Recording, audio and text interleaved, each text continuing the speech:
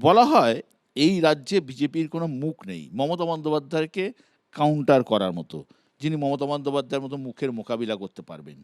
এটা কি কোথাও বিজেপির কাছে মাইনাস পয়েন্ট হয়ে যাচ্ছে? এই থিওরিটা অনেকে বিশ্বাস করেন। আমি একদম উল্টো থিওরিতে বিশ্বাস করি। হুম। তার কারণ হচ্ছে, আপনাদেরকে উদাহরণ দিয়ে দিচ্ছি। দিল্লি, কেজরিওয়াল, তার সামনে আমাদের মুখ ছিল না, আমরা কেজরিওয়াল সাহেবকে হারিয়েছি। নবীনবাবু, পাশের রাজ্য উড়িষ্যা থেকে ওড়িশা। নবীন পট্টনায়ক, সেখানেও বলা হতো যে আমাদের কোনো মুখ নেই, আমরা তাকে হারিয়েছি।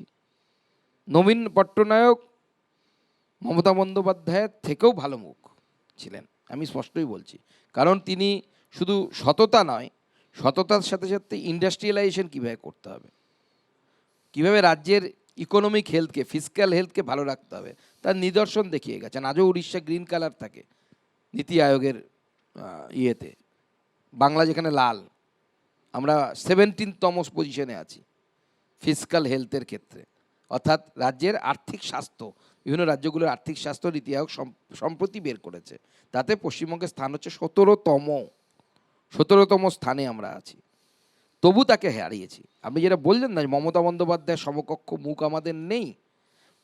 অস্ট্রেলিয়া যদি ভারতবর্ষে আসে টেস্ট সিরিজ খেলতে, আপনি ইডেনে পাটা পিচ বানাবেন, নাকি আপনি মোহালিতে নিয়ে গিয়ে সুইং পিচে অস্ট্রেলিয়াকে খেলাবেন? তো সেখানে তো অস্ট্রেলিয়ার, যদি অস্ট্রেলিয়া যে পিচ পছন্দ করে বা যে পিচে তারা মানে অনেকটা সড়গড়, সেই পিচে আমরা খেলতে যাব কেন? আমরা মুখের পিচে যাবই না। একদিকে মমতা বন্দ্যোপাধ্যায় আছে, আমাদের নরেন্দ্র মোদী আছেন।